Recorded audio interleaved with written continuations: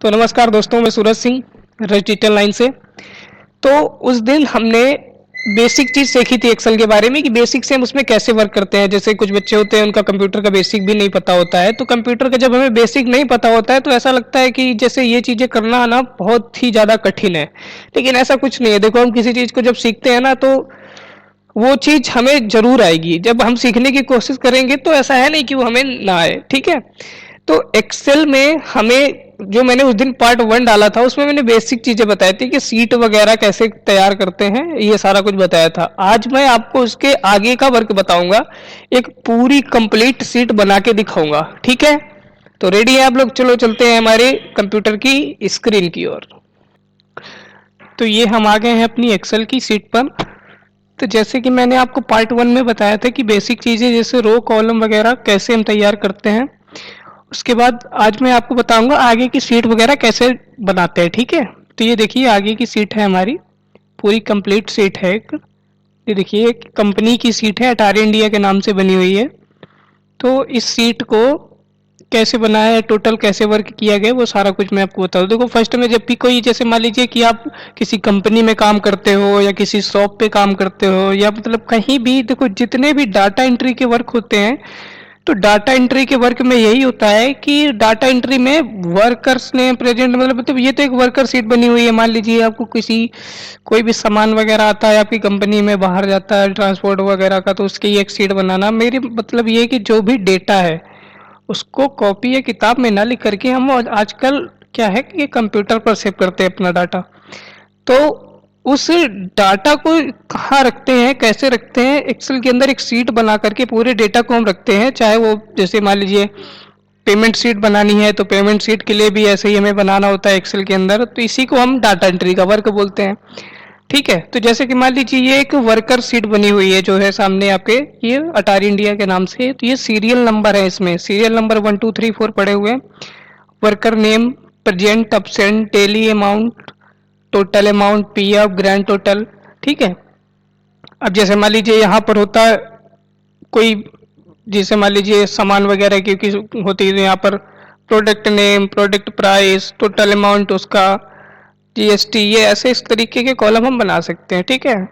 ये serial number यहाँ पर टाइप करना है तो सीरियल नंबर हो गया, वर्कर्स नेम हो गया, प्रेजेंट नेम, जैसे अंजू, नीलम, सोनी, ये बस इसी तरीके से हमें अपनी टोटल सीट बनानी होती है। कितनी भी लंबी बनानी हो कैसी भी बन जाएगी। देखिए ये सारे वर्कर्स नेम लिखे हुए हैं ना, इसी तरीके से हमें इस पे काम करना होता है, ठीक है। अब ये कैसे बना हुआ है देख लीजिए। जैसे मान लीजिए इसके बगल में एक छोटी सी सीट बना के दिखाता हूँ मैं। ये देखो, ये हमने पहले इतना ब्रैकेट तैयार कर लिया, फिर हम गए थिक्स ऑफ बॉर्डर। ये हमारी एक छोटी सी सीट बन गई, ठीक है। अब हमने यहाँ पर डाल दिया नेम, सीरियल नंबर, सॉरी, ये हो गई सीरियल नंबर।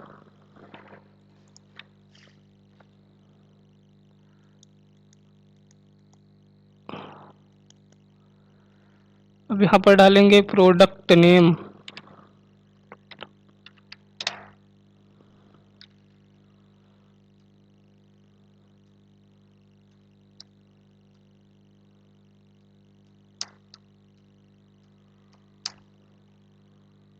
ठीक है।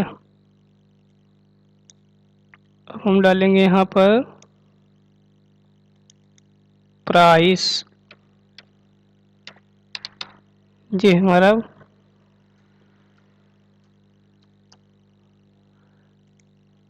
प्राइस का कॉलम हो गया, ठीक है।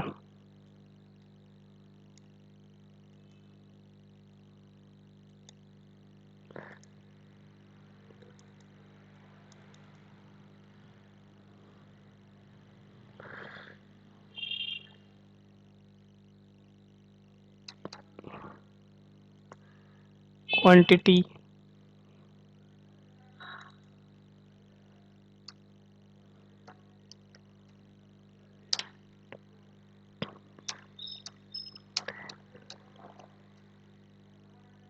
टोटल अमाउंट,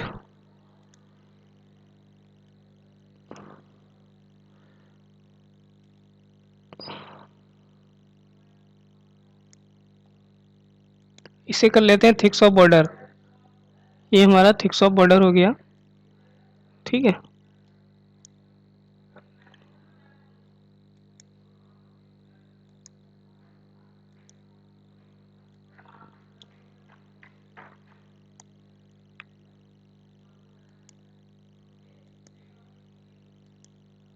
अब इसको ना थोड़ा सा ऐसा नहीं लग रहा कि ये हेडिंग्स है हमारी, तो इसको थोड़ा सा हम बड़ा कर लें, तो इसको हम थोड़ा सा बड़ा कर लेते हैं, ठीक है। ये इधर सिलेक्ट करना है, फिर जाना है कैलबरी नंबर, यहाँ से हम थोड़े से इसको थोड़ा सा इतना बड़ा कर लिया। देखो ये सारे ऑप्शंस हो गए, ठीक है।